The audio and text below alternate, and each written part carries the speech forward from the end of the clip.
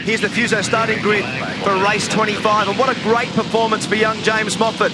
Career best qualifying. James Courtney for Holden Racing Team on the front row of the grid. Great effort also. Scott McLaughlin, Nick Perkins. He's been very strong all weekend. Look out for Nick. Jamie Whincup battling in the championship alongside the first forward, Chaz Mostert. Michael Caruso, we saw his efforts yesterday. And Mark Winterbottom with a 48-point lead in the championship ahead of another title contender, Craig Lowndes in P9. Will Davison in position 10. That's 5 manufacturers in the top 10. Those 5 manufacturers are separated by just 0.3 of a second. Fabian Coulthard, Tim Slade, 13 and 14. Ben Gisbergen back further than we would expect. He's been very fast, down in 15th position. Garth Tander, another disappointing qualifying performance for him today in 17th. Todd Kelly, 19th. Lee Holdsworth struggling. He made a little mistake and he got caught with some lap traffic at the end of that last qualifying session. That's why he's down that far. Jack Perkins, Robert Dahlgren, Russell Engel, Dave Reynolds had a stuck throttle and then he had a problem at the end of the session. He didn't even get a competitive lap in. And Dale Wood in 25th position. Fuso starting grid, all 25 cars. Thanks, Mark. Bit of wind picking up from the southeast at the moment and a little bit more cloud cover than we've seen in the earlier part of the day. Earlier in the week, V8 Supercars Australia and the Ipswich City Council helping to underpin junior driver development, donating some money to the nearby kart club, which is right next door. V8 Supercars providing $5,000, the City of Ipswich $10,000. James Courtney was there, Scotty Pye, Tim Slade, Jamie Whincup. Great initiative and well received by the juniors, and we're seeing the juniors come through. Here's one on screen. There's Scotty McLaughlin, 21 years of age, and what a weekend he's had so far. He's already been on the podium, grabbed a pole position. He's super competitive. There is Tim Slade, made mention of him a moment ago. Most of these guys came from a karting background. They've all done great things now in their professional motorsport careers. Said it several times already this season that I think Tim's overdue for a result. Yeah, look, and just look at the boys coming up to the grid now. And if you look over the back there, you can see a variety of techniques they're using to warm up tyres. One is to weave the car, which works quite well. The best method, and most of them are using it right now, is actually on the brakes hard. Put some heat into the brakes, which comes out through the rim and into the tyre, and you work the carcass of the tyre and you accelerate hard. Now, look at this. Moff's just gone straight past his box. Gee whiz, I don't know if he's looking at the start-finish line up here. Engineers have cottoned onto it. Now, he's got his wheels behind the line. That's absolutely fine. All's good here. Now, that'll put the nerves on Moff right then. Down to you, Barretts. Yeah, the starting process is magnificent. Have a look at these yellow flags. Once every driver is in their grid box, the marshal raises the flag and takes it back over the wall to signal that we are good to go and the racetrack is safe. Then we go to Frank over here with the green flag. When he is convinced that everything is safe, when the field is set, it's a green flag, up go the revs and we go racing. It's his first career pole, James Moffat. The fastest time of the weekend earlier in the day. Turning around a tough day yesterday. The lights change and away we go. And Moffat loses slightly to Courtney on the outside, but James has got to go the long way round, and that's always very hard. Perkins to third. Moffat hangs on. Look at the traffic jam further down the grid. They're the title contenders alongside each other, Cropper. Whincup alongside with Mostert, and right there is Mark Winterbottom on the inside now, moving over behind Whincup. We're on board with Mark Winterbottom. Guaranteed traffic jam under brakes down here, and they are cold, and so are the tyres. Too wide. Winterbottom gets a tap. It dislodged him, but he managed to stay in control. That was Caruso. So at the moment it is Moffat from Courtney. They've opened up a small gap from Perkins. Then it's McLaughlin. Then it's Whincup. And then the dueling Pepsi Max Ford Performance Falcons. Will Davison's up the inside there as well. A lot of 2x2 action at the moment. A quick glimpse of Todd Kelly as they sort themselves out under brakes down to turn 6. That was Slade and Coulthard running into each other and just got centre punched by Garth Tander. Slade nose to tail action there with Tander, and is that Lee Holdsworth coming into the pit lane? It is in the Erebus entry, and he's come to the lane very early, so he must have some damage. Moffat has done a 1:15.6 as a standing lap time. Very good manoeuvre there. Caruso ran into the back of Winterbottom. And Winterbottom bounced straight down the inside again for turn 4, so he got that position back off Caruso. So that was a really healthy exchange. Winterbottom is behind his teammate Moffat. Moffat, Courtney, Perkins, McLaughlin, Whincup, Mostert, Winterbottom, Caruso, Lowndes, Davison. Top 10. Didn't see anything obvious with Lee's car. I saw Rihanna heading down there a moment ago, so we'll try and get an update on what happened. It may have been a strategic play, but he pulled off, came in early. So Moffat setting the pace at the moment. Half a second margin from Courtney. That would have been a scary moment for James when he realised he was out of position. James Moffat, that is, at the start. As Mark Larkham suggested, it's a momentary whoops in your composure. Just got to think about it, get yourself back together again. And another car, one of the Red Bull entries has peeled off. In fact, I think both of them went there in the background. Lowndes is the first in. And Coulthard. No, it was Coulthard was the other car. So this is a strategic play for both these teams. 9 seconds of fuel to go in for Coulthard.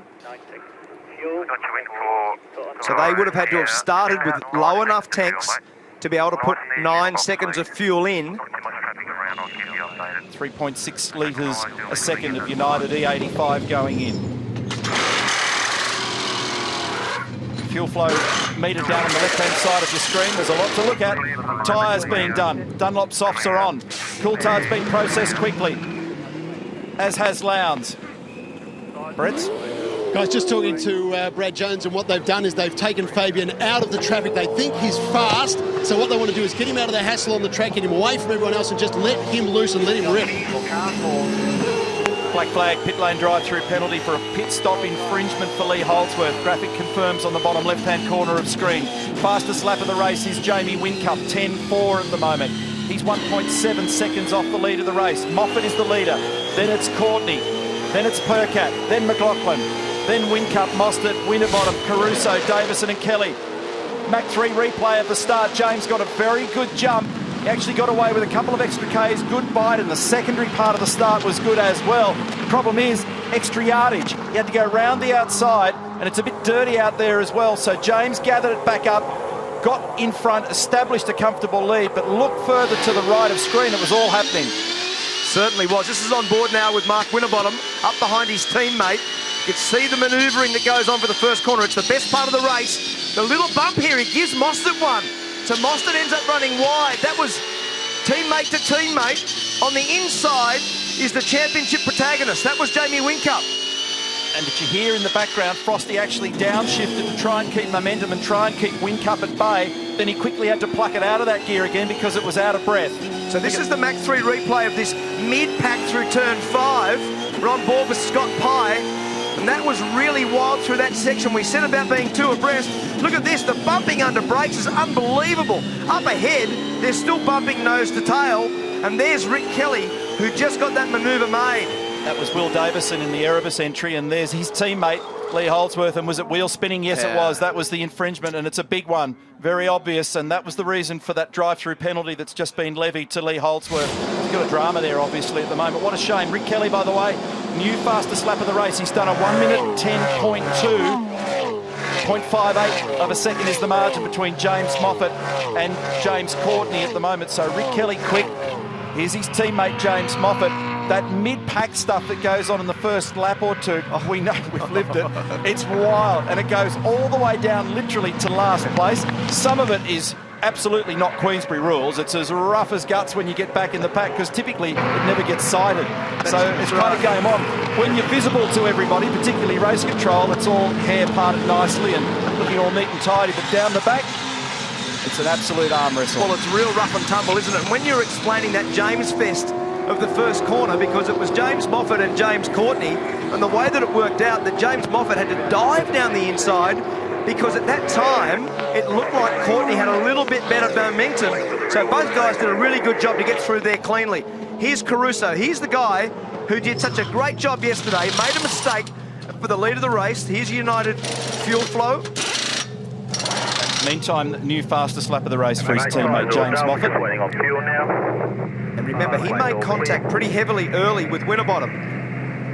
So 50, just over 60 litres here now, so he would have had to have started lower down. So almost 70 litres of United E85 fill in the Nissan Altima. So Michael coming out of the top 10 to come in and process that. More people have come in earlier in the race than we expected. Caruso qualifying 7th. So here's the order. Moffat, Courtney, Perkat, McLaughlin, Whincup, Mostert. We are riding with the reigning champion. He's hunting 4 titles in a row. He's been the hot man of the moment in the recent past, and he's in 5th.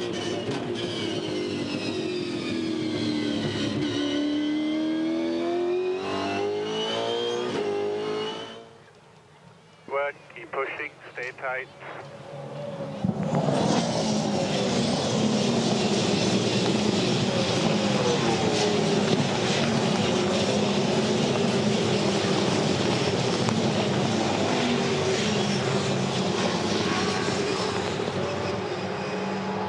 Good job. The exit. Easy, hard on the nose. The number is waiting on fuel. On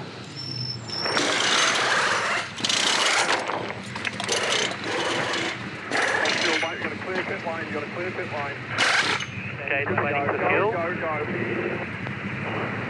I want you to go straight as soon as we drop. I'm going to call the merge. Go. Get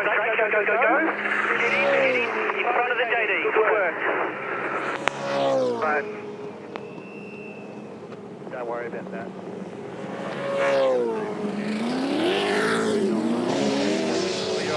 Clear on exit.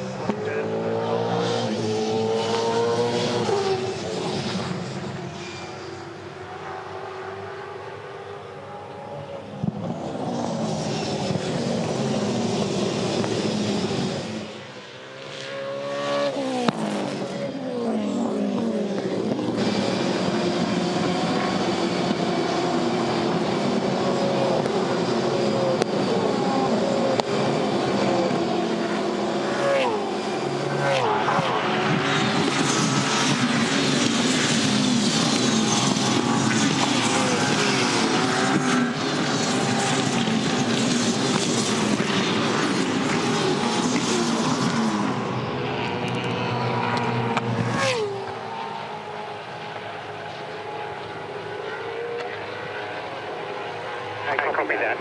Car 18 picking this lap. Car 18 picking this lap.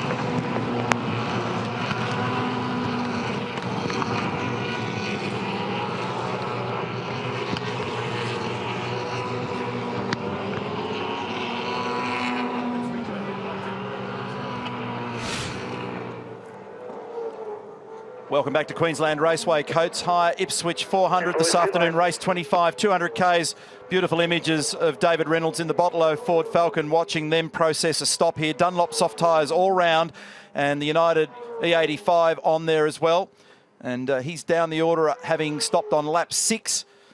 David's had a weird weekend trying to get speed out of that car. He qualified 24th, so he can take bigger risks with his strategy. This is Jack Perkins. Gel went forward down at turn 3. Big lock-up, flat spots all over those tyres, and he's responded by coming immediately into the pits to rectify. And what's unusual when you see that Mach 3 replay is that it locked the loaded wheel. It locked the left-hand front, not the right-hand front, which is very strange. Although there's a bump there. But he was a long way left, so I wonder whether he got a bit of the white line or even a little bit of the dirt down there.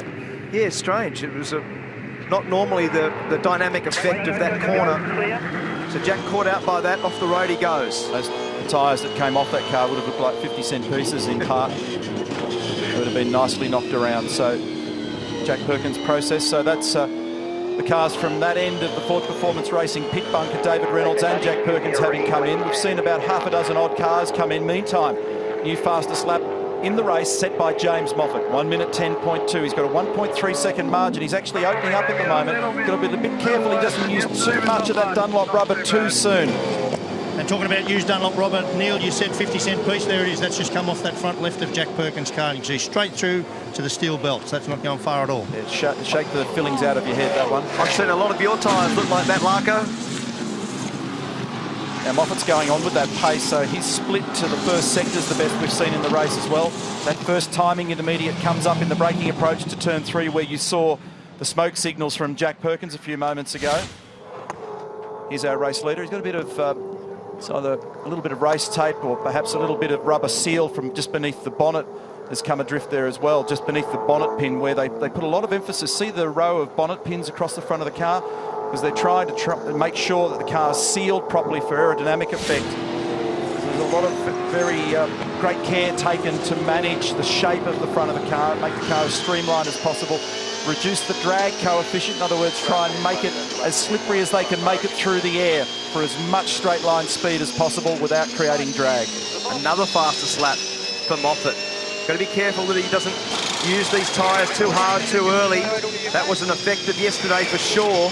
So a 10.14 there for Moffat. Very even pace between Courtney, Perkins, McLaughlin, Whincup and Mostert. Mostert is right behind Whincup. Jason Bright in for process. That was Will Davison a moment ago who qualified 10th, the Erebus Motorsport entry. Brighty's had a weird weekend. He qualified 18th for this race. Said they had a really good test at Winton. That's Chris Clark, team manager in the background. And then have spent much of the weekend undoing the work because some of it just hasn't translated. Slade in and out in 47.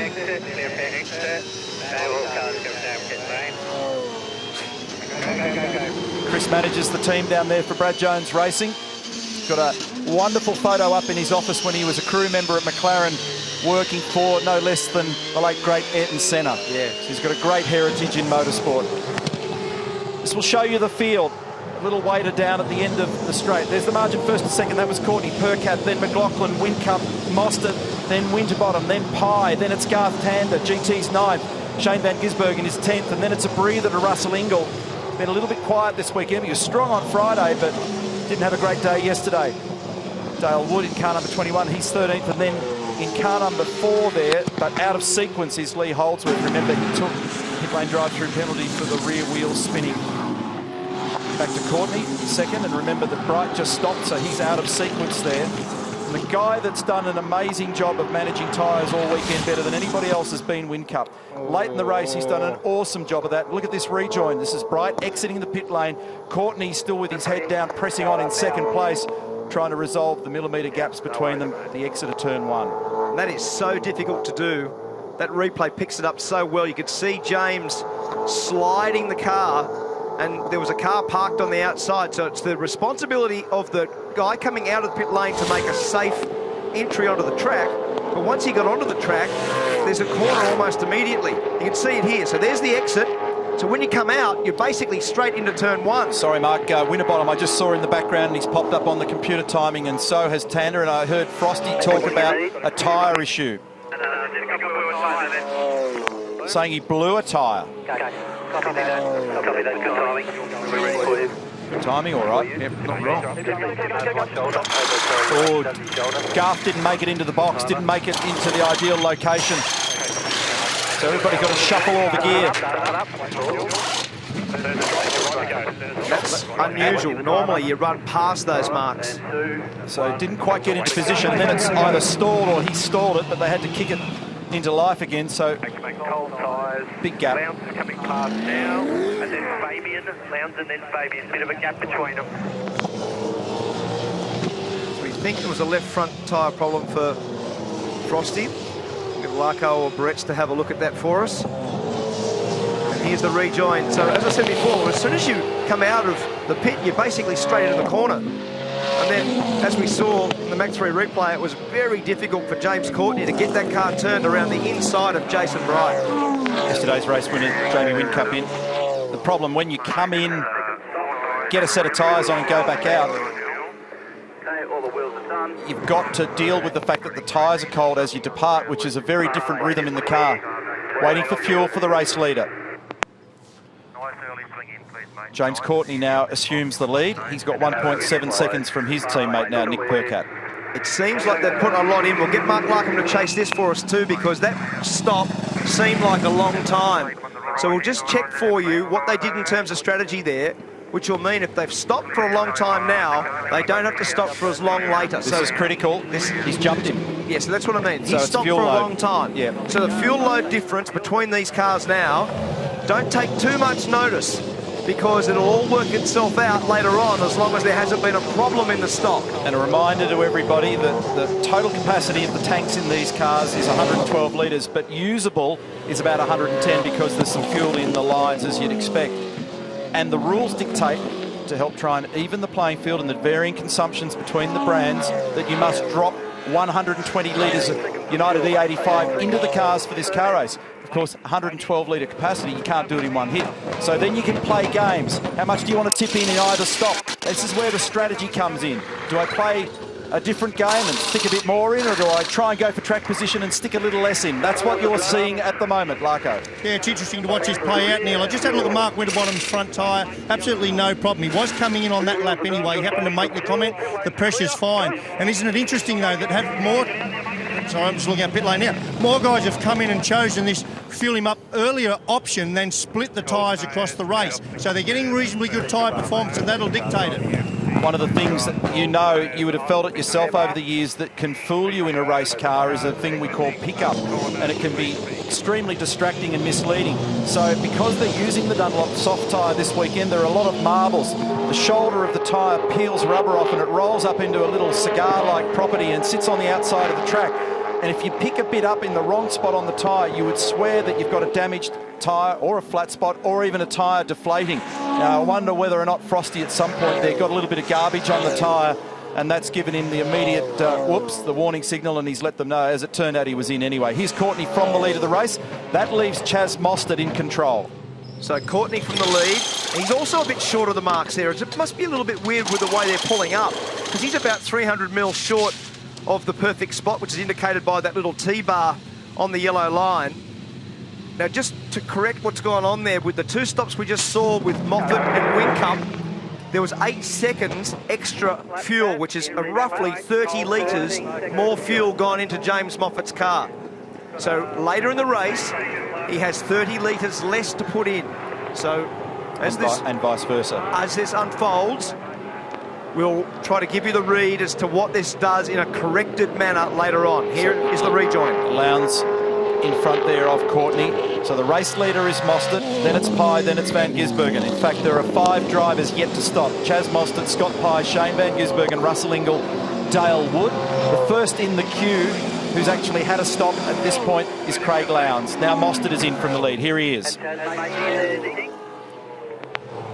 Yeah, just reflecting on that Moffat strategy, quite good actually. We talked about, or you guys did, I thought it was right, that maybe he was pushing a little hard on those tyres early, but he was obviously doing so knowing he was buying himself a little bit of sit-still time in the pit lane here to put that extra fuel in. That'll pay him well later in the day. Well done. That's a cushion, isn't it? So here's Mostert from the lead of the race on the podium yesterday. Chris O'Toole at the front of the car, right onto the markers for him. So all 4 Dunlop soft tyres. And 5, 3,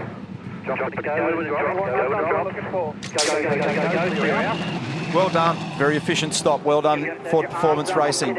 So there's Lowndes left of screen. Here comes Mostert. Here comes Courtney. Here comes his teammate. This will be He'll interesting. be right with his teammate Winterbottom, and he'll slot in between Frosty and Jamie Whincup.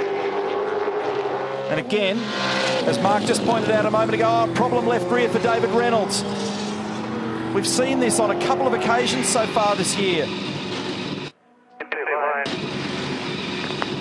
And Aaron Noonan just said that he heard Adam DeBore, who is Chaz Mostert's engineer, to keep your arms up, keep your arms up. So this is a pivotal time, because when your teammate is holding him up, then that's good for Ford Performance Racing. But Whincup, straight away, authoritative pass at turn 3. Because he had warm tyres. Mostert came out cold tyres, did everything he could to try and defend, but there wasn't much he could do about it. This is our race leader, Scotty Pye. Local test track. They had a recent open day at Dick Johnson Racing, and thousands of people attend. He's got a lot of friends and family lurking around here this weekend. They'll be cheering him on. He's yet to stop. He's got a 5.7 second lead.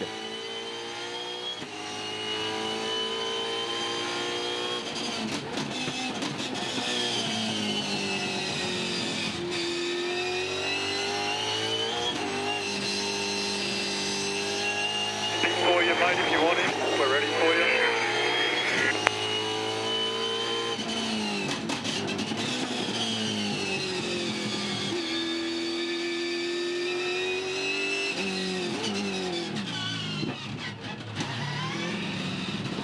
Mate, did you say you had a tyre going down? Front left is going, just wearing. It's all good.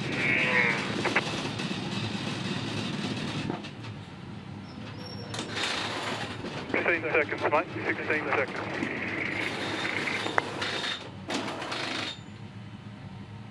Spinning of the wheels, no spinning of the wheels. Fuel's still going, lane is clear. Out. Clear, mate, clear. You are lit, you are lit. Traffic on exit potentially, traffic on exit, head down.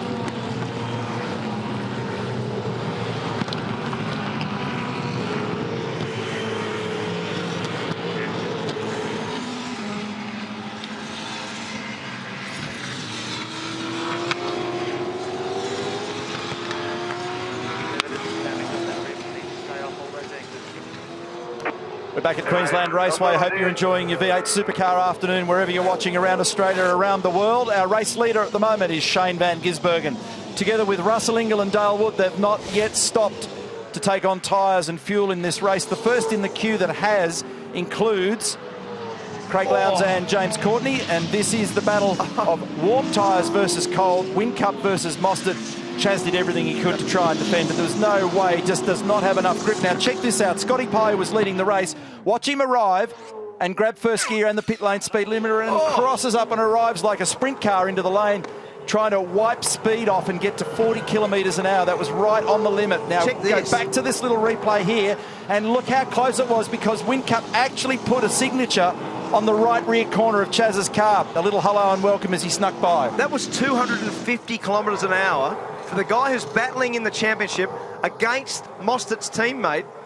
Unbelievable. I mean, that is a very bold manoeuvre, even though you've got warm tyres on. Pretty pictures here in replay. Mach 3 replay shows Reynolds coming in. It's been a tough afternoon and weekend for him. Saw a tyre shredded. There it is, coming off. So that's the second tour of the pit lane for Davey. Meantime, one driver only left to stop. That's Shane van Gisbergen, because Russell Ingall and Dale Wood are just transiting the pit lane as I speak. And if you think Whincup's not desperate to win this championship, go and have another look at that move. Ingall now rejoins. This is turn 2, the curb cam. Back to Mark Winterbottom, who's fourth. This is fourth, fifth and sixth. And now Mostert getting back up to speed. And remember that everybody plays with their fuel levels. They muck around in terms of strategy, but it tends to all meet up at the second stop, which they'll have to make a minimum of 2 stops in this race. At the moment, Lowndes is ideally positioned. Remember, 2 runner-up positions for him yesterday. He lost by about 5 seconds in the first race to his teammate. Maybe used a bit too much tyre early on. But in the second race, he pushed him literally all the way to the flag. And he's in recovery from that very difficult weekend in Townsville earlier. And remember, we're not far away now, Crompo, from what is the critical lap number that Mark Larkham gave us, lap 25. Let's enjoy a ride in the Red Bull Racing Holden.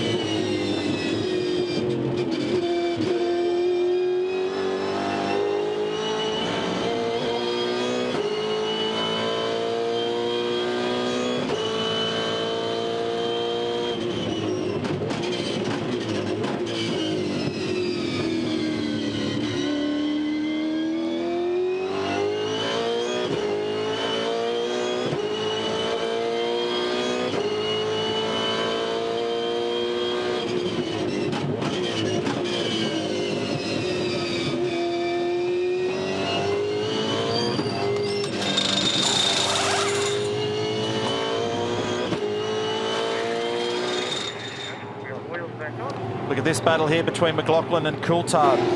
These guys are arguing over 8th and 9th, and Scotty just got a move on Fabian as the race leader Van Gisbergen comes in, and that completes all stops. Had trouble uncoupling the fuel nozzle, as you can quite clearly see.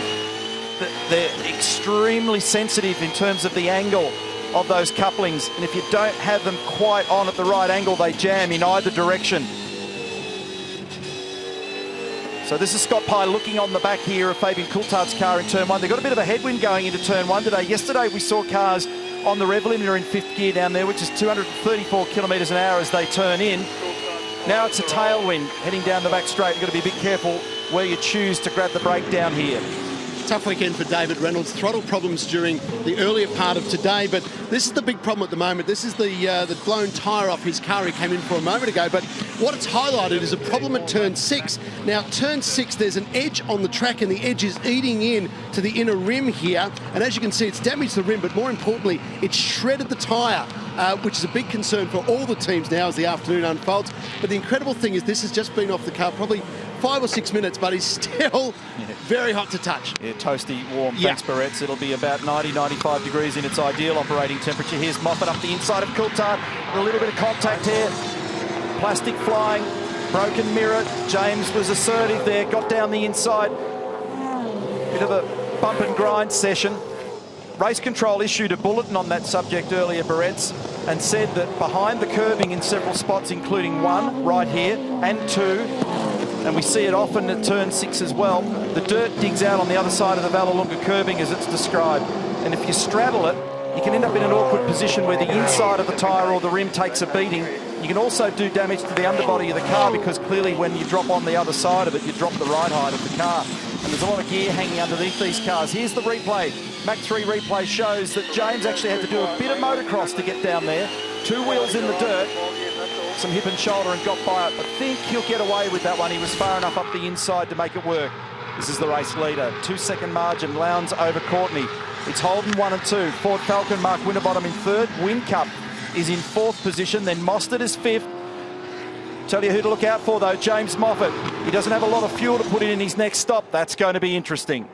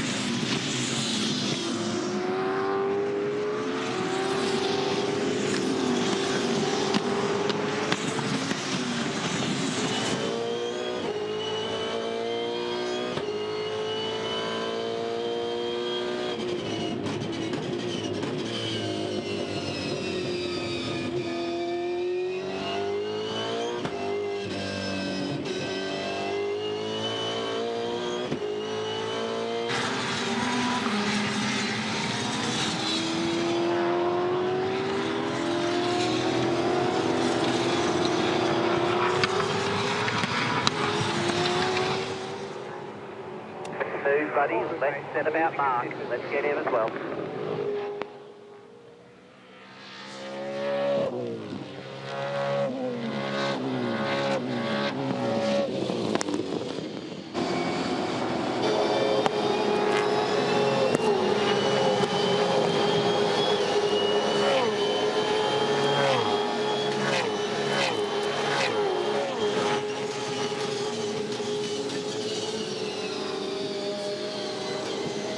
We're back at Ipswich, Queensland Raceway for the Coates Hire Ipswich 400. Megawall's got it covered from every angle, inside, outside, under and over. We're looking at race control, curb cams, all the on-track action. We've got a bunch of cars, 9 of them that are carrying onboard cameras as well. We have had a position change. Chaz Mostert has grabbed a spot over Jamie Whincup. He's now gone up into 4th place. So that puts the Ford Performance Racing cars line astern at the moment in 3rd and 4th. Here it is in replay, thanks to Mach 3, and it was done nicely up at turn 3. And so this is a reversal of what you saw earlier on when one had warm tyres and one had cold. And in fact, Jamie didn't even bother to argue. So he'll be driving to a strategy, to a known number, looking to get the balance just right. Here's Garth Tander. It's his 501st V8 supercar race today, and he's in a big battle here with David Wall. These fellas arguing over 12th and 13th on the racetrack.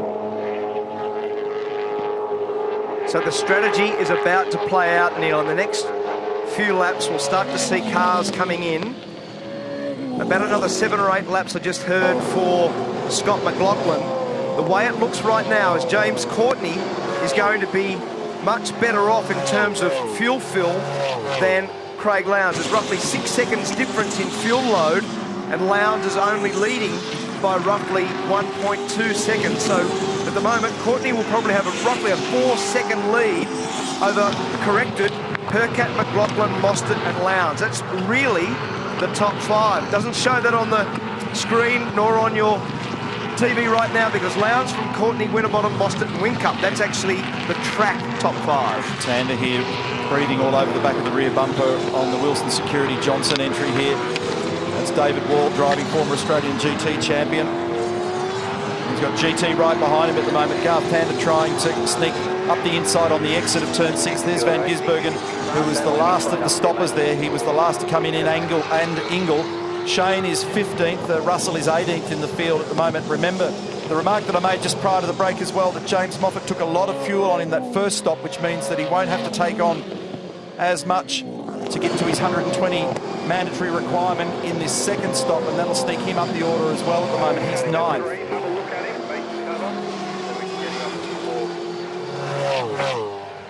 So Lowndes has got a 1-second margin from Courtney.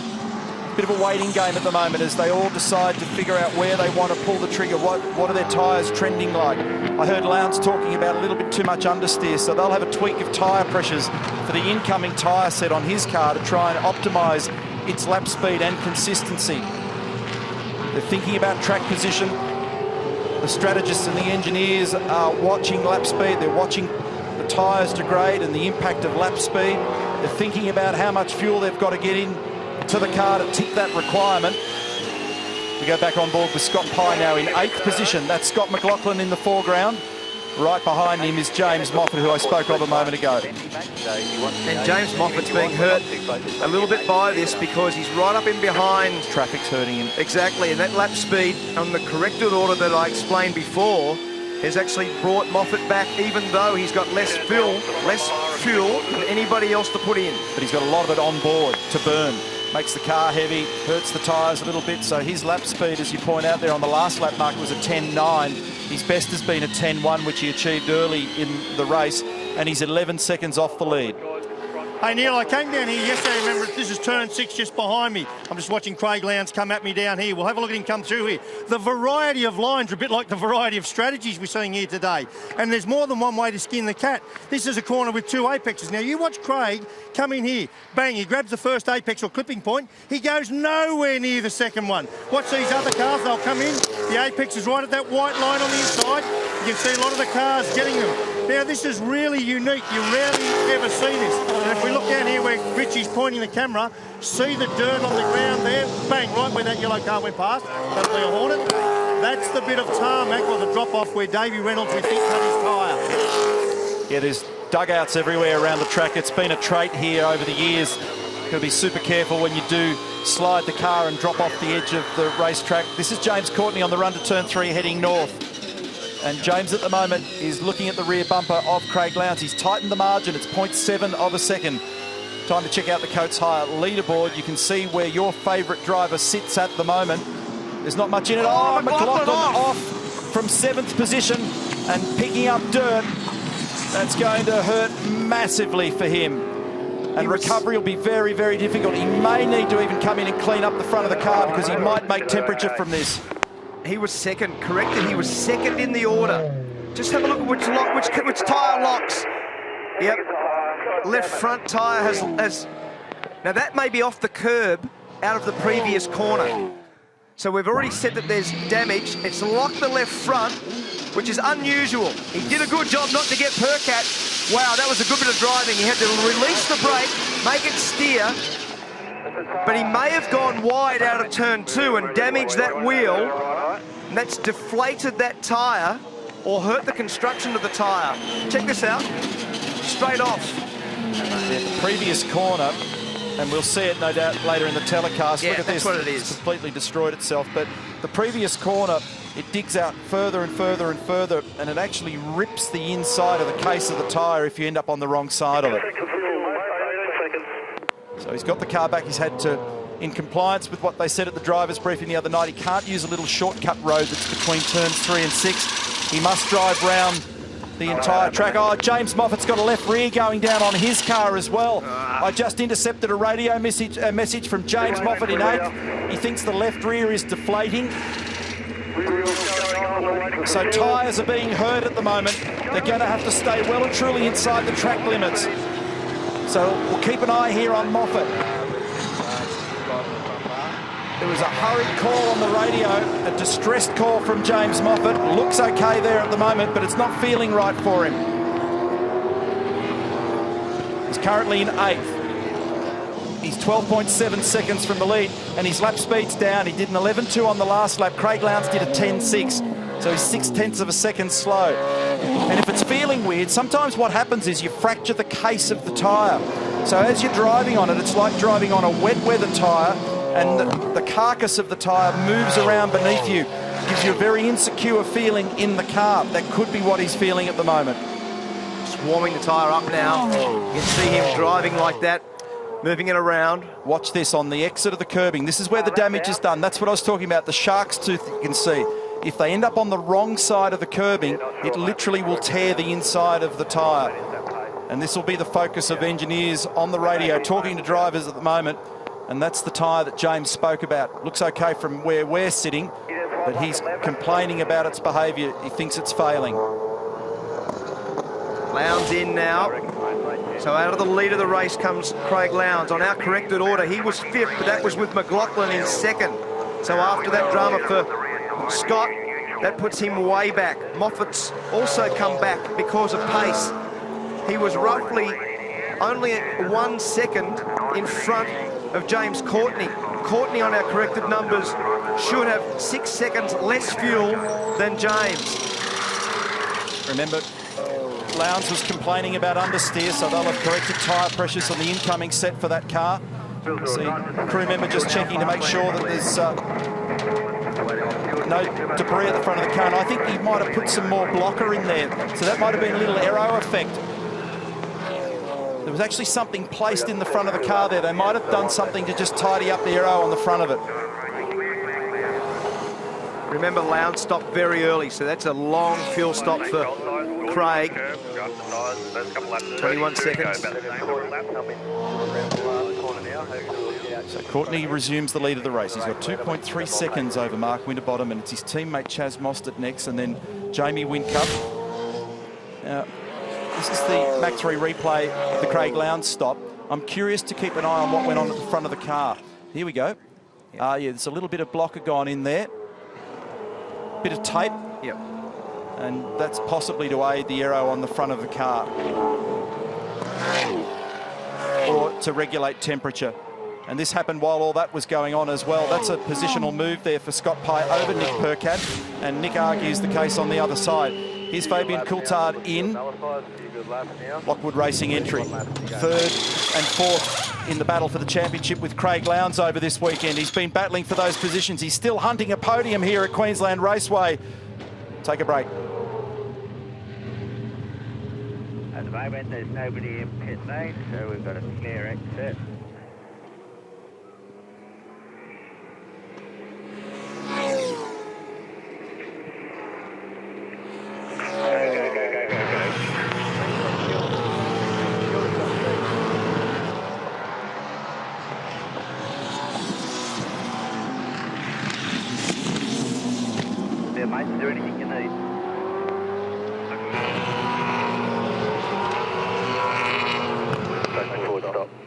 tyres should be called it.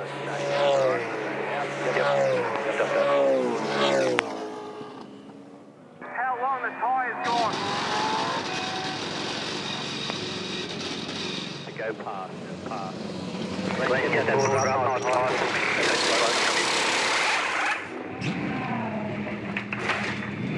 Stuck down, about 15 seconds gone. And 10 seconds gone.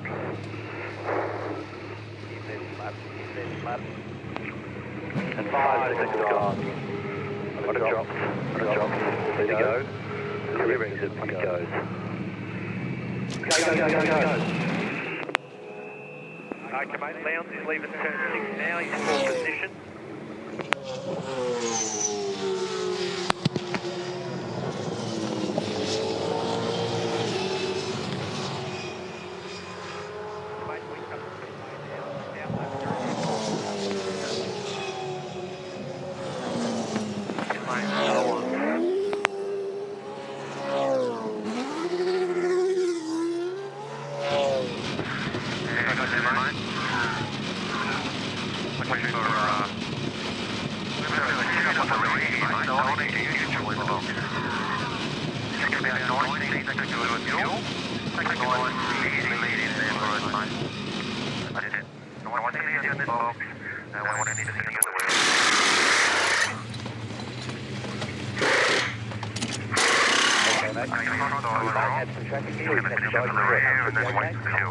Wheels are done. Gonna wait on the field. Clear. All clear. Still clear, mate. Nothing around. Clear. Swing up. Go. Go on, swing, mate. Nice work. Real strong out there, mate. And then we're 30 to the end. We're back at Queensland Raceway. It's peak hour in the pit lane. We've just seen Jamie Whincup come in. David Wall's in, Robert Dahlgren's in, Todd Kelly's in, and he had a problem a moment ago. Lee Holdsworth's back in. It's been a tough day for him. Remember, he had the drama with the wheels spinning earlier. This is Jamie Whincup making his way down into the lane. Top of the lane here. Have a go at David Wall. Now, we thought it was spectacular early on. It's a teammate watching test. Scotty Pye arrive, but he's been outdone by his own teammate. This is the curb that many of them are watching carefully. And look at the rubber debris on the edge of the racetrack at the moment, Mark. We're also working carefully at the moment to look at strategy and who's got what going on. This is Rick Kelly off the road. So that's 2 Jack Daniels cars I've seen down there. There are people starting to hurt tyres. Chaz Mostert is in. Garth Tander is in. Yeah, looking good, boys. 5. Clear the drops, fella. Clear the drops. Those that are looking good at the moment include James Courtney, leader of the race by 10 seconds. Chaz Mostert's looking good, and we just spotted him in the lane there, taking on his last load of fuel and his final set of tyres. He's got to do this. He's got to come in soon. And I know there's a sizable chunk of Craig Lowndes fans out there, and he's in good shape here as well. Moffat's been hurt by pace, so when we were talking earlier about how he was shaping up, he just hasn't looked quite as strong on this tyre set. But I think one of the big stories in the back end of this race now is going to be about preserving these Dunlop soft tyres, staying within the track limits to not damage the tyres, and trying to be very cautious in the back end management of this race. I think we've got a nail biter on here. I don't think this is clear cut by any stretch of the imagination. Perkins and Moffat in. So there's Nick on screen, and in the background you can see James Moffat. Has he got a better set of tyres for the last run? He didn't have to take much fuel on, remember? But you've got to de-risk it a little bit now. If I was James Courtney, I'd be in. Because if the safety car comes out, you don't want to be caught out of kilter with the guys you're racing. James Courtney at the moment looks like the man to beat. Mostert come out behind Lowndes. So this is going to be very interesting to see where Moffat emerges. There's Lowndes, there's Mostert, there's Whincup. This is Moffat for track position. This is real. Yeah, so he has looked okay by virtue of the fact that he didn't need to stand still for long to get the next load of fuel in. So they've played a percentage game with their fuel. They took more on in the first stop of the 120 litre requirement. Enables them to take fewer litres on in the back end of that. Whack another set of tyres on. That only takes 3 or 4 seconds, Brett. Neil, great sign for an exciting finish to this race. Tim Edwards, the team boss for Pepsi Max, is out on the wall here, keeping a keen eye. Tim, how is this going to play out between your two boys and the two Red Bull boys? Well, look, it's a dash to the line from here, really. No other pit stops. I think, we've got Moffat stopped as well now, so I think the only other one is we're just waiting to see what Courtney does. He put slightly more fuel into the first stop, so I think he's probably going to be the effective leader. But anyway, it's what you see on tracks, what we're going to get. You're pretty confident the boys have got good speed? Look, looking at yesterday's race, absolutely. Towards the end of the stint, we've definitely got fast cars. Towards the end of that last stint, we were the fastest people out there, so long way to go still. Bring it on, it's going to be a great finish. Thanks, mate. And for me, that's the real key point that Tim just mentioned, as Courtney now comes into the lane. This is a critical stop. We'll be all over it. So he's got an 11.3 second lead, James Courtney.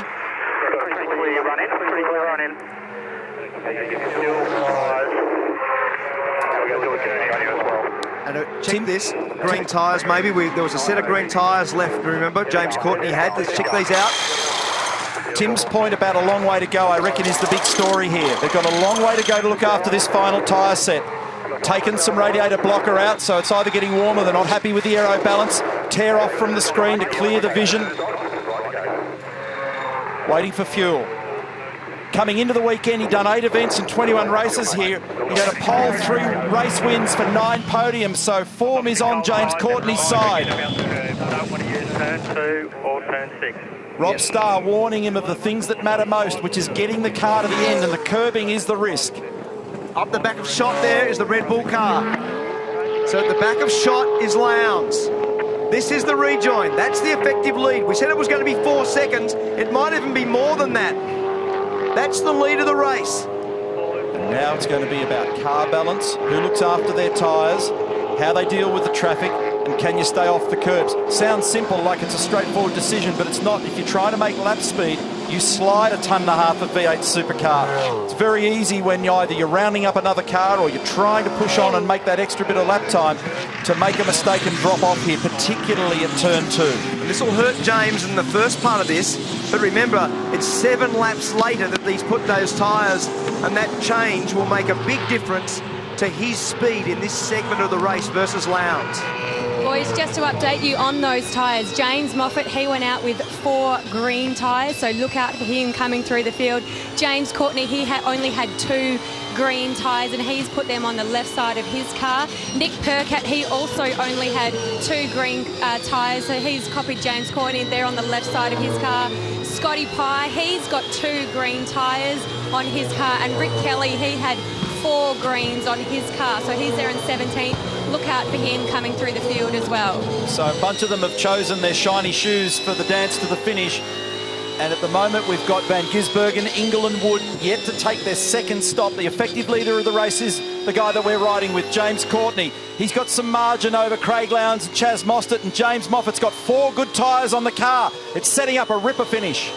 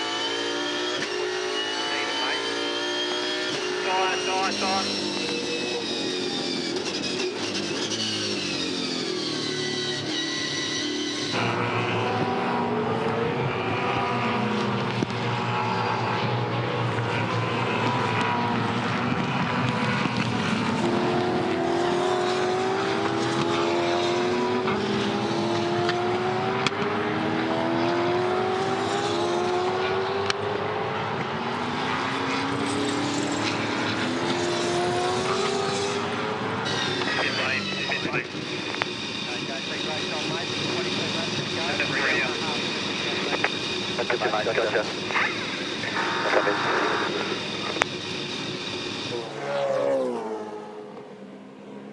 Just went late, so don't be off the track. Didn't hit anything. Okay. We gotcha. So just give it that one tyre. Yeah, one tyre only.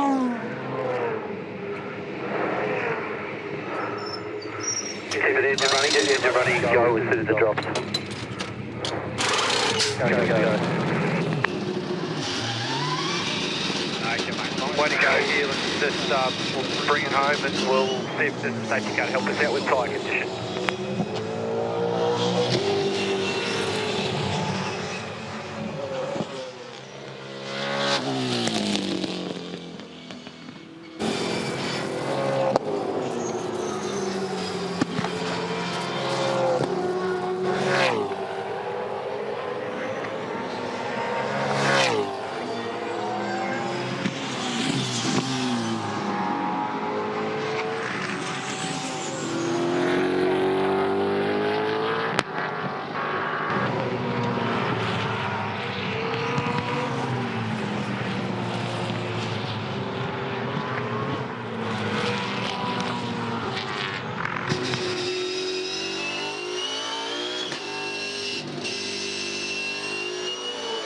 Back at Queensland Raceway, Coates Hire, Ipswich 400. Hope you're enjoying your V8 supercar action this afternoon. We're looking at Mark Winterbottom, and the reason is he's been in strife. There's a problem with this car in the left rear corner, and here's what happened.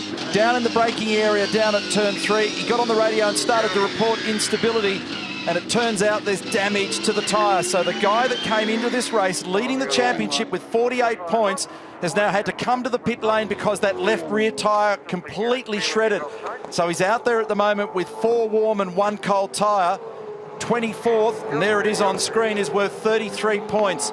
Meantime, those that he's racing in the championship, Whincup and Lowndes and Coulthard, are making points. This will have a profound effect on the title and the championship situation when we leave Queensland Raceway. What a disaster for Frosty. Guys, FPR just assessing that tyre at the moment, and you can see it's exactly what happened to Dave Reynolds. It's turn 6 and turn 2. They go off the edge of the track. There's that lip which is worn away and there's stones projecting, and what it does, it actually just literally chews up the tyre, so it cuts right around the rim. There's nothing you can do about that, so every team's watching out for it now.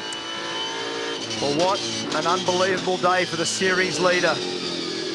Man that's done such a good job all year. His Sunday performances especially have been very good, and that is a championship changing issue. Left rear tyre for Mark Winterbottom.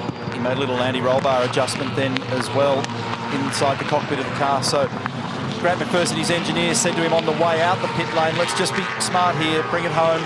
We'll try and get a carefully managed result for you. He's got a fresh tyre there. He might be able to make some ground. Of course, there could be the Pettis Chrysler safety car that comes into play as well.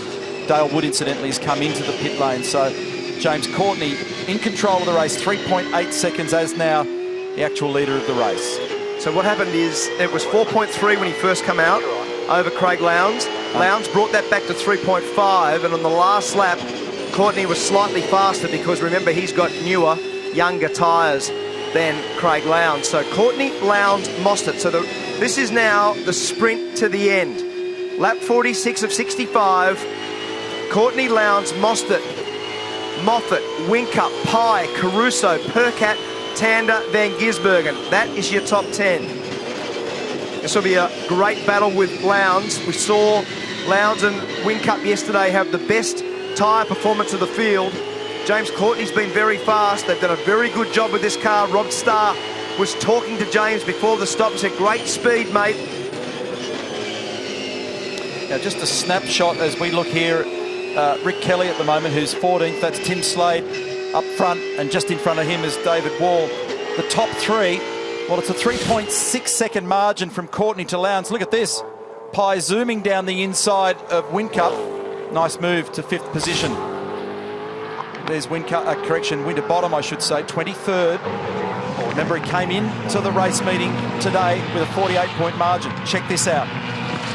Whincup is now the leader, plus 18 on current standings. I emphasise that because it can change quickly. But you've got a 3.7 second margin now, Courtney to Lowndes. James Courtney stopped on lap 40. Craig Lowndes in 2nd position, stopped on 33. 7 laps difference in tyre age there. And Chaz Mostert in 3rd position, who's 1.5 seconds behind Craig and 5.2 seconds off the lead of the race. He stopped on lap number 37. So Lowndes is slightly the odd man out there in the top 3, and Moffat stood still for a pretty short period of time to grab that last load of fuel. He's 4th at the moment. He came in on lap number 38. I want to grab a quick word, if I can, with Adrian Burgess, team principal down here at Holden Racing Team. Mate, always good strategy to try and spread your tyre load. You've done a nice job of that. And James is on pretty good rubber at the time when it matters most. Well, that was the plan all weekend. We wanted to come into the race today with a set of greens in our pocket. We did that yesterday, did a great job in the first qualifying session and only used the one set. But look, still a long way to go, but tuned the car up from yesterday. We weren't happy with the car yesterday afternoon in the second race, so all credit to the guys, they're doing a good job. Adrian, have you spoken to your drivers? I mean, we've seen some tyre failures out there. Do you think they're circuit specific? We saw it here last year, Exeter 6, Exeter 2, the condition of the circuit's not great, so we've done 47 laps. We've probably told him 45 times so far. Good advice, mate, well done.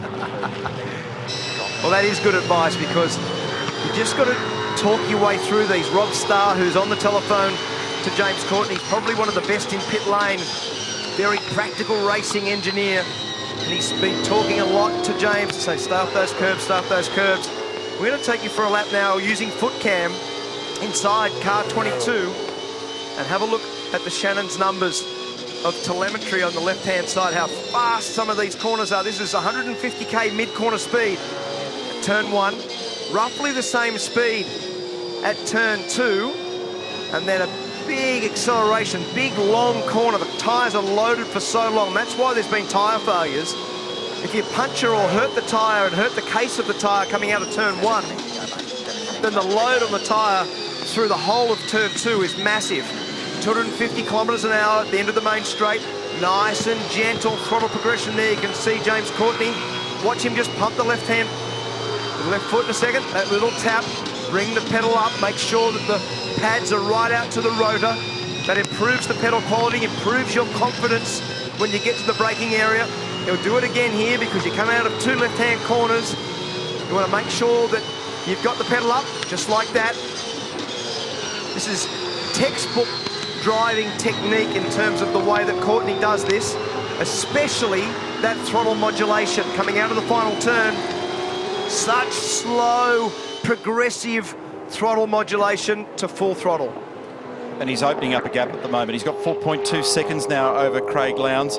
6th in the championship coming into today's race, James Courtney. And remember, today's worth double the points of yesterday's race, 150, so it's a valuable exercise for James Courtney.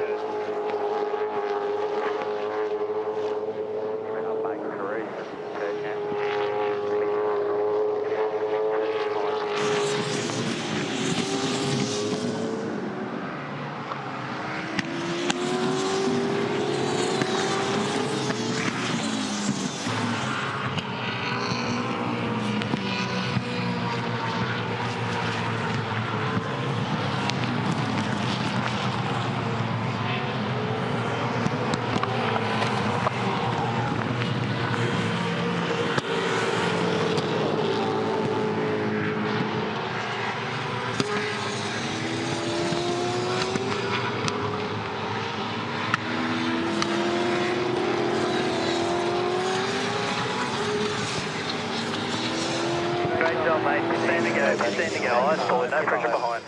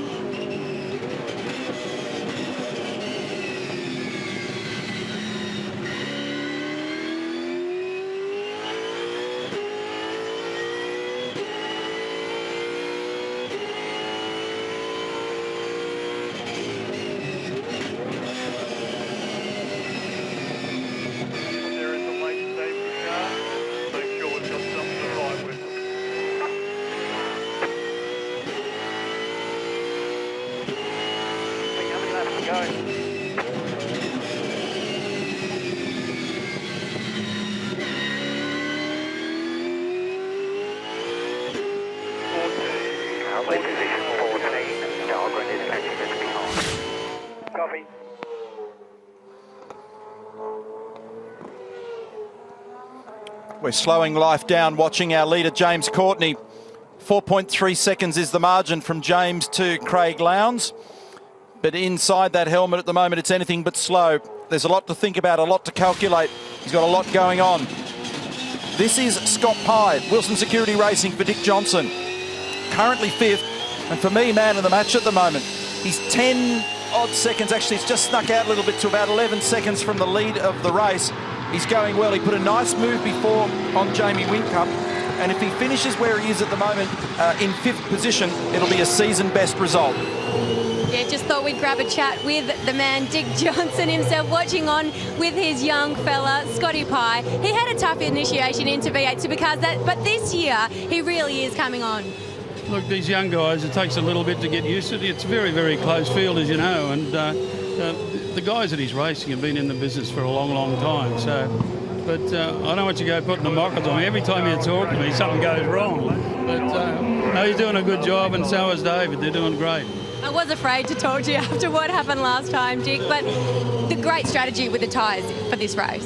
Yeah, it is, and this is what's that makes these races, the longer races, so much more interesting than those shorter races. You know, the shorter races are absolutely boring. But fingers crossed he can get the job done for this one. And well, I won't say any more because I don't want what happened last time. Thanks, really good. Dick Johnson there with Rihanna. Thanks for the update, gang. Check those times. They're very good times from Scotty Pye's relative to James Courtney, but incredibly flat across the top 5 cars. It's impressive, isn't it, at this stage of the race? And the super slow-mo gives us some indication of how much punishment goes through the chassis and the Dunlop tyres here. Incidentally, a shout out to Steve Amos from Dick Johnson Racing from their engine department, who's been unwell recently. Everybody in the pit lane, everybody at Dick Johnson Racing wants to say hi, wish you well, and we want you to know that there's a lot of support out there for you, Steve. We're going to take a break now, and James Courtney's got 4.7 seconds lead over Craig Lowndes.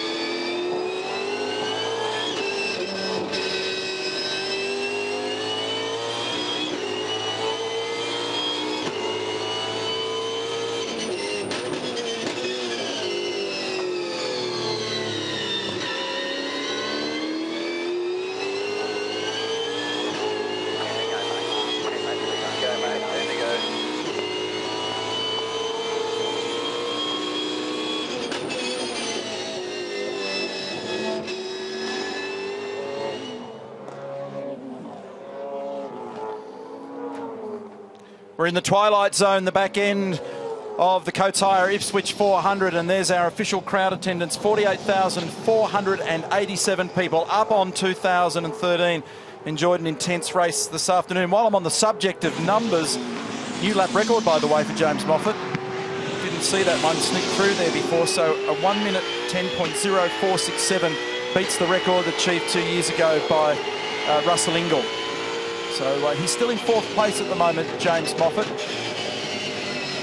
And even though there's only a few laps to go, they'll all still be well and truly crossing their fingers and everything else down there in the pit bunkers at the moment, because they'll be worried about tyres. It's not done yet. It's a 5.3 second margin, Courtney to Lowndes, but look at this. All of those positions, 2, 3, 4, and possibly even 5, including Scott Pye, I wouldn't bet the house on at the moment. Here's the gap. Check it out for you. That's turn 3. There's the fresh air. There's 2nd place Lowndes. Look at this. Lowndes, Mostert, Moffat, there they are. And Scotty Pye still blazing around nicely as well, Barretts. Yeah, it's a great little duel. I'm just with Mark Dutton as we watch Craig Lowndes just work your way to stay ahead of Chaz Mostert. Can he hold on, Mark? Mate, we hope so. Obviously, JJ's tuned the car up overnight, gone with a bit of an aggressive setup and aggressive strategy. So far, it's paying dividends. Unfortunately, qualified 9th, so where he is currently in P2 is obviously a fantastic result. Can he hold on? Obviously, we certainly hope so. Jamie in P6 looks good there. Yeah, not as much car speed there, so that's unfortunate. We'd prefer more car speed. He's actually dropped a position from where he started, but good championship points for him. So he's just trying to be consistent and smooth to the end, and hopefully bag a good lot of points. The good news is if he stays where he is and Mark Winterbottom stays where he is, we'll have a new championship leader, and it will be Jamie at the end of the day. Yeah, well, we won't be unhappy with that, that's for sure. I haven't counted those, so I'll have to take your word for that, Brett. I'm good on maths. Yeah, you wouldn't lie to me, would you, mate? Cheers, Brett. Yeah, so good observation there, and just reiterates the numbers. And there they are in the bottom left-hand corner of your screen, just to muse over them.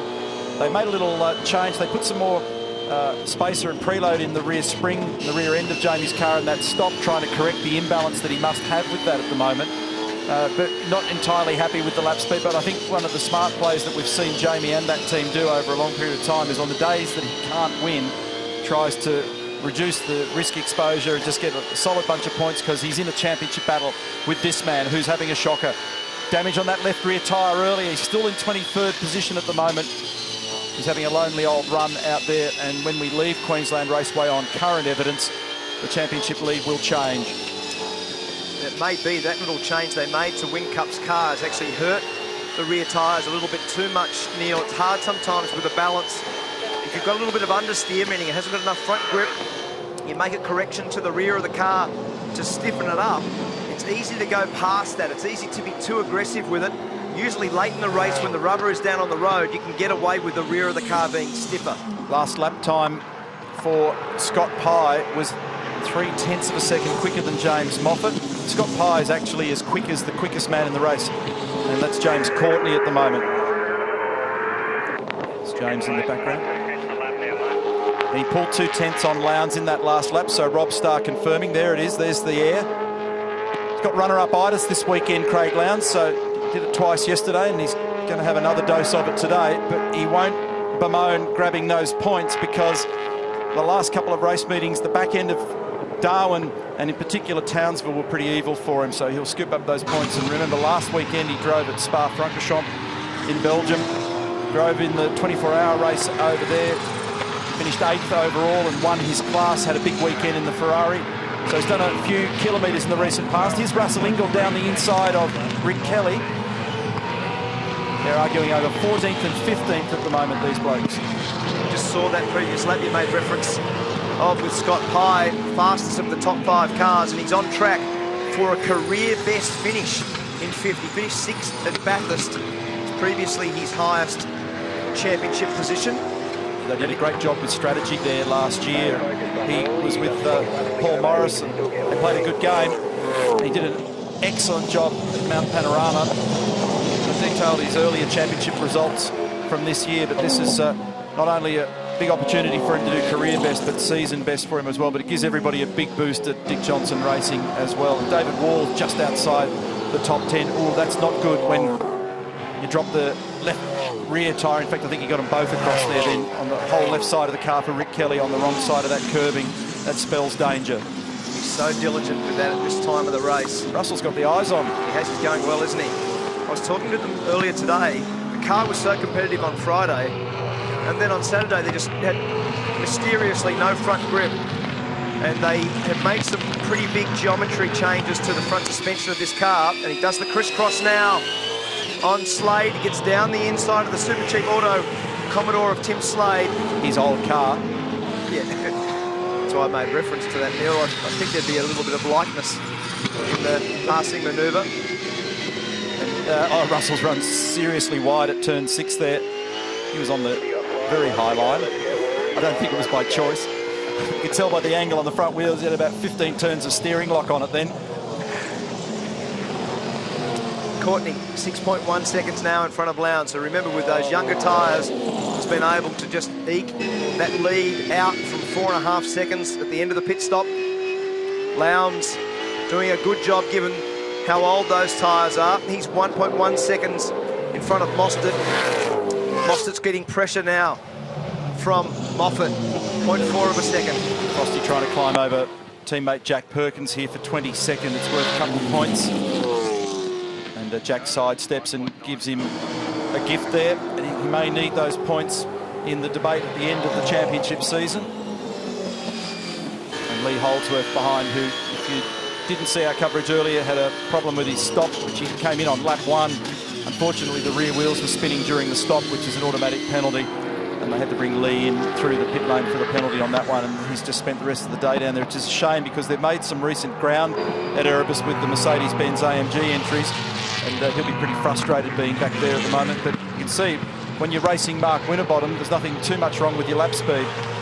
The thing we didn't pick up, Neil, Lee Holdsworth, who actually has done a faster lap. He's done the fastest lap of the race, a faster lap than Moffat, a 10.0423, so a new race lap record for Lee Holdsworth in the Erebus Mercedes E63. Twice that's been broken today, and that was really the point, that there's good pace in that car, and that's really frustrating from a driver and team standpoint when you know that it's embedded inside the car, capable of doing it, but you've got to get all the planets to align to make sure that that happens. So Russell's disappeared down the road from Tim Slade now, and despite using the snowplow method at turn 6. I added a corner there. He's actually got some good pace in the car. What's your money? Moffat's going to have a dive, do you think? To get on the podium, will he have a dive? Very likely, I should think. This man and his team have done a great job, haven't they? So there's Karis Courtney, James's wife. They live at the Gold Coast. And in fact, James's dad, Jim's here this weekend. We don't see him at the races too often. There was a period there where James wouldn't let him turn up. He was a bad luck. He was bad luck. That's right. And goodness knows how much money Jim spent on James' early motor racing career. So repaying the faithful, please don't come. But yeah, great family affair. This is the battle for the podium, Croppo. And James's mum's here as well. Deanna's there. They were having a quiet coffee just out the back of the paddock this morning. So they'll be enjoying every bit of this. It's the target at the moment is the second victory in 2014 for James. And on the other side of the James equation, James Moffat, the focus now on Chaz Mostert. He's absolutely going to have a go here for sure. I'll tell you who's doing a great job given the age of the tyres is Craig Lowndes. So there was a much bigger bite that's come out of those tyres that are on Craig's car, and he's still strolling around with lap speed. Courtney did a 10.8 on the last lap. Craig did a 10.9, Mostert a 10.9, and because he's literally under the rear wing at the moment, Moffat echoed that time as well. It was a 10.903, but Scotty Pye's lost a bit of his pace now, back to 11.5. There he was in the background coming off turn 2. James needs to slow it down now. There's only 2 laps to go. Doesn't need to be doing 10.8s. He's got a 6.2 second lead. Just back it off. So this is going to be intriguing as to where Moffat might be able to do this. You can see that he's run out of 3. He's not quite good enough. He's quite good in this section here, 4 and 5, the 2 left-handers in the infield. Can he get down the inside where his teammate tried the manoeuvre yesterday for the lead? Caruso down the inside of McLaughlin, didn't pay off. Oh, he runs it in deep. He's braking the car very hard. Sideways for Mostert in the middle of the corner. He gets a run on him. He's got a run. Last lap. Last lap now. He's got a run on him. He's going to have to cover. Can he get down the inside at 2? We've seen a couple of passes made this weekend. Right here. Can he get down there? He needs to stay off the back of the Falcon a little bit. Just stay off to get the run. Make sure you make the exit straight. Get the run off this corner. A little bit wide for Moffat. He has got the run. He's coming at him. Moffat moves it over. He blocks all the way down the main straight. Moffat to the outside. Oh, sideways. Wheels locked off the road. James Moffat, bad luck. That was a bold manoeuvre. He was trying everything he could possibly try. And Scott Pye now takes that position to go into 4th. You've got to give him credit for having a crack at that. No doubt about that. He was out of manoeuvres. He was down at turn 3 on the outside. Rob Starr says it all. James Courtney was a winner on the Sunday in Adelaide for the Clipsal 500, and he repeats it here at Queensland Raceway. Well done, James Courtney. About a 6-second margin in the end to Craig Lowndes, who kept those tyres alive. Feels like a win. It does, I'm sure, feel like a win. A lot of points there for Lowndes. Moffat in 3rd after extreme pressure from James Moffat. A brilliant performance from Scott Pye. Disappointment for James Moffat, but he had a big crack nonetheless for 5th placing. Career win number 12, James Courtney. And for the Holden Racing team, 175 wins, extending that position as the most successful winning team. What a great drive. He was absolutely perfect in the way that he looked after the tyre after the stop. Really good performance in terms of pace. And as Rob Starr said, a champion drive. Also got to give credit, as you said, Neil, to Craig Lowndes for the way he was able to hang on. Young Chaz Mostert also, superb performance after a win here last year. Scott Pye to 4th, career best performance for him. And James Moffat, you've got to give him credit for a last lap lunge to get onto the podium and ends up in 5th position for Nissan Motor Company. That's the voice of Michael Caruso, so there's a drama with that car as well. And that extra position that Mark Winterbottom gained, he's actually sidestepped it while it's still mobile. It doesn't look that thrilled, does he? That extra position that Mark Winterbottom gained was worth a couple of points, but the damage has been done. It's a 15-point margin provisionally in favour of Wincup at the moment. But the focus and the celebration is all about the Holden Racing team and James Courtney. Remember the strength of the team in Townsville and the great performance from Garth Tander and from this man. And they've continued it. The development continues. They're pushing on.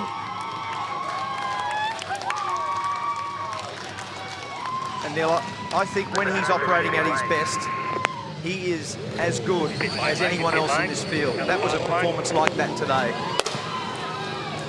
Very, very good. Not maybe as good at the burnouts. Michael Caruso hitching a ride with Jack Perkins. And James Courtney moves to 4th place now in the championship. Look at the debris on the edge of the racetrack off the race line. So it's exactly 5.5 seconds in the end between Courtney and Lowndes. He's got a feel for James Moffat. Yeah. Tried to pull the big move on the outside, but the problem is that the track's so dirty down there, he just could not stop the car. At least he was able to finish and get some solid points. Look at the elation.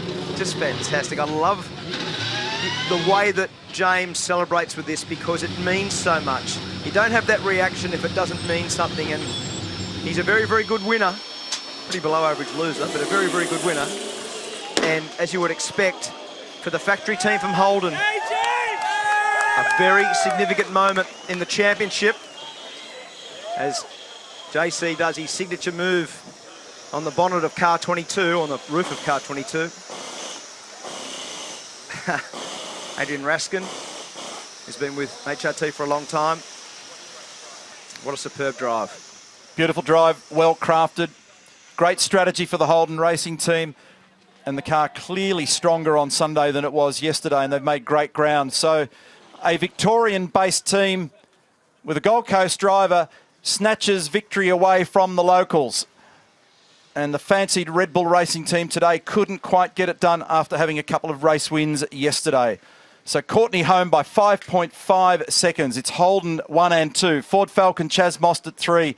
Scotty Pye, Ford Falcon 4. And then the Nissan Altima of James Moffat in position number 5. And Barrett's is down there. Hey, James Courtney, we always love it when you win because the celebrations are so good.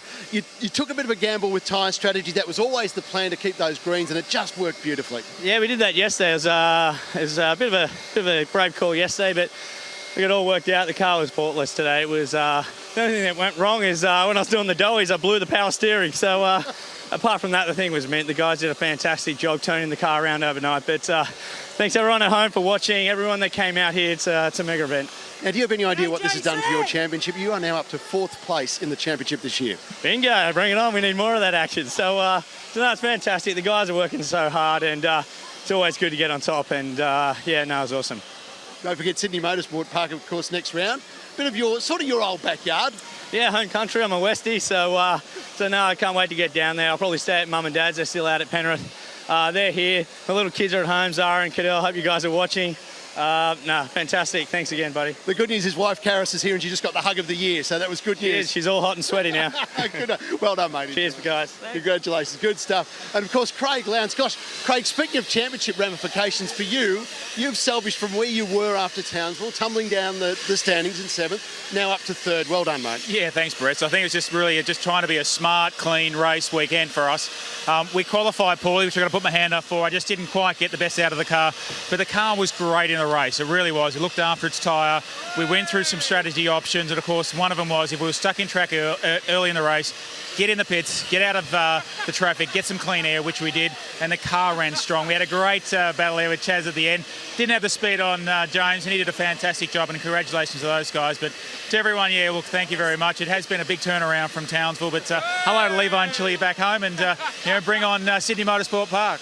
Now, Lowndes, I know Jeremy Moore did a lot of work on the car from yesterday. It obviously paid off. He pulled all the right strings, basically. Well, we did, and we also made an adjustment in that last pit stop and gave it a bit more front, which is what I needed over that longevity. But to do 30-plus laps out of a set of softs around here was trying to manage them early, but obviously get the speed, or you need the speed at the end. And thankfully we were able to do that. JJ and the boys in Red Bull did a fantastic job, and I'm delighted to have 3 seconds over the course of the weekend. One's better, but this is fantastic. Well done, Lowndes. Great to see the big smile back. Yeah, cheers. Thanks, Brett.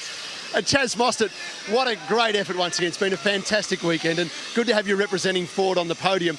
That was a tight little tussle.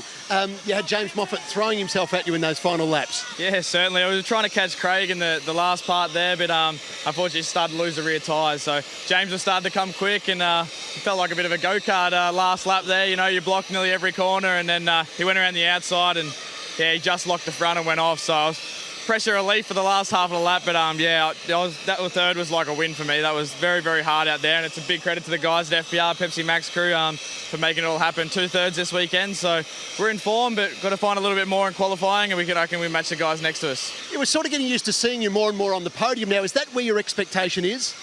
I guess when you're out on the track and, you got someone on your tail for 3rd and 4th, you really want to get up here, and you've done, 200K race, and all you want to do is spray the champagne all over the guys. So, that was very hard out there. But, I love this podium. It means you come to a race event and, you've achieved something. So, it's fantastic at 2/3 this weekend. But find some qualifying speed, and hopefully we can get another number 1 this year. And the bloke who gets just as much enjoyment out of it as you do is your dad, Eddie, too, who loved it as well. So jump up there and celebrate, mate. Well done. Yeah, certainly. He just fitted in a Pepsi Max shirt this weekend. He's lost 40 kilos, so he's going just as good as me at the moment. Good stuff, guys.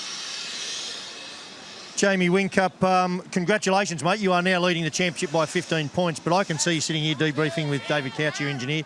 You're not over the top, mate, because position 6, not like how you like to win a championship. I know that. No, sweet and sour.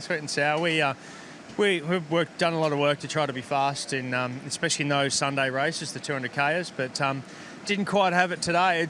As you know, it's a crazy sport. It's all about setup, and the car mechanically is awesome. Got plenty of power. It just comes down to those little fine-tuning things which we didn't quite get right today. And you caught us out a little bit with the strategy, even Craig coming in so early. That was good, seemed to work for you guys, but at the end of the day, we often say, if you haven't got car speed, you can try any strategy you like. Yeah, well, the idea of that is just not queue, There's nothing worse than queuing behind your teammate, so if I was a second car, I would have done the same thing. Just get the pit stop out of the way, and there's not a huge amount of deg, you know. But we'll be back to the drawing board next week. We're not proud of 6. We aim higher and have bigger expectations than that. So see how we go at Eastern Creek, because Eastern Creek Sunday soft tyre again. You're leading the championship. You can be proud of that. Well done. Thanks, mate. Cheers. Yeah, he's done a good job, hasn't he, this weekend, when you consider 2 race wins yesterday and a 6th place today and plus 15 in the championship. Here's the unofficial results on the Super Cheap Auto scoreboard there, and you can see Courtney gets home from Lowndes and then Mostert. Looking further afield here, there are 1 or 2 guys that'll be really disappointed. Jason Bright will be wondering what on earth happened. Will Davison, who I thought would have form here this weekend, together with his teammate Lee Holdsworth, who did come away with a lap record, and Mark Winterbottom came to the championship weekend this weekend with a plus 96 point margin. He finishes 22nd in that race, and they've got a lot of work to do, particularly when it comes to their qualifying. But right now, the podium is set. Here's Mark Beretta. Introducing our winning drivers for the 25th race of the year. In first place for the Holden Racing team, James Courtney. In second place for Red Bull Racing Australia, Craig Lowndes. And our third place driver for Ford Pepsi Max crew, Chaz Mostert. Representing the winning team, the Holden Racing team, is Rob Starr. Making the presentation of the third place trophy is Councillor Victor Atwood, Deputy Mayor, the City of Ipswich. Making the presentation of the second place trophy is Ian Rickus, MP, the member for Lockyer.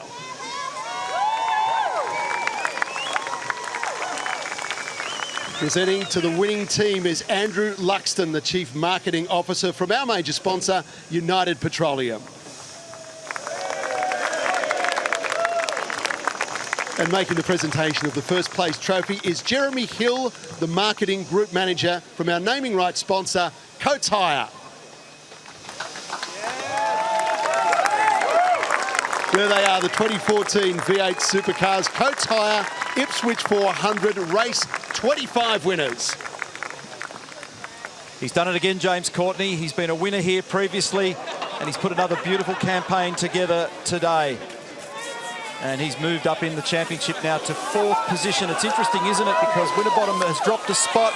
Lowndes gained 3 spots this weekend. Courtney improves a spot. Fabian Coulthard drops a couple of placings. There's been quite a lot of movement in the top 10 as you look further down the order. Chaz Mostert's come up a couple of spots. Tander and Reynolds have each lost a position inside the top 10. That mid-pack in the top 10, though, still hotly contested. But right now, everybody focused on the great performance of James Courtney. Even Roland Dane spares a smile and a handshake for James Courtney in what's been a terrific drive this afternoon.